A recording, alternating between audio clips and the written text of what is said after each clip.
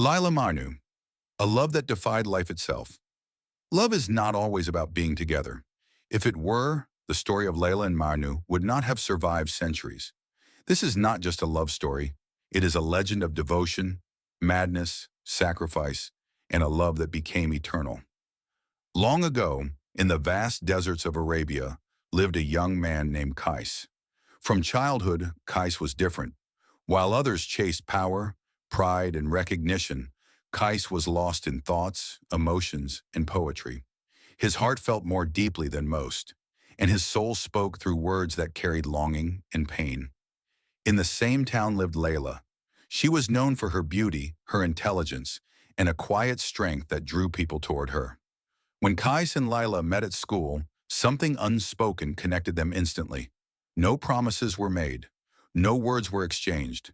Yet their hearts recognized each other in a way that needed no explanation.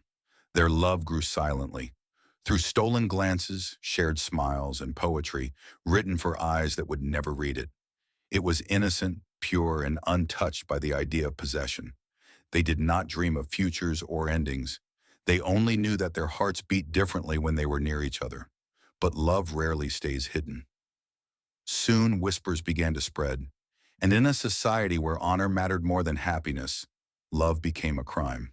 What should have been celebrated was condemned. What should have been protected was destroyed. Layla's family separated her from Qais immediately.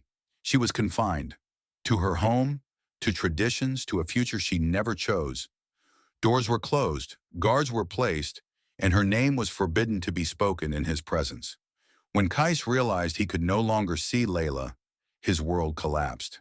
He wandered through streets and deserts, calling her name as if the wind itself could bring her back. He spoke to the sky.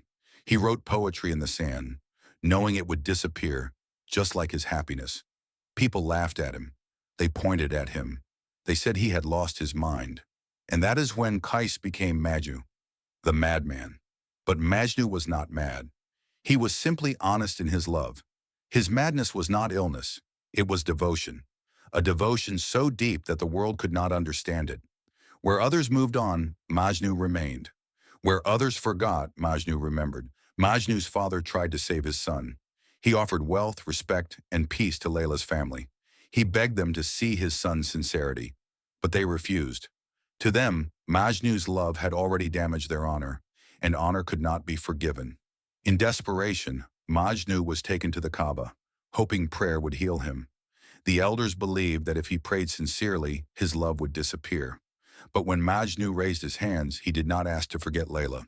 He said, "Oh God, if loving Laila is a sin, then make me a greater sinner." Meanwhile, Laila suffered in silence. Her love was just as deep, but her voice was taken away. Her tears were hidden behind walls. Her pain was invisible, but her heart carried the same fire as Majnu's. Eventually, Laila was forced to marry another man, a man of status, wealth, and power. The world called it security. She called it imprisonment. Her heart never belonged to him. Though married, she remained loyal to Majnu. Her body lived in one place, but her soul never left him. When Majnu heard of Layla's marriage, he did not scream. He did not protest. He did not fight. He simply let go of the world. Something inside him detached from reality. He chose isolation over compromise. He chose truth over comfort.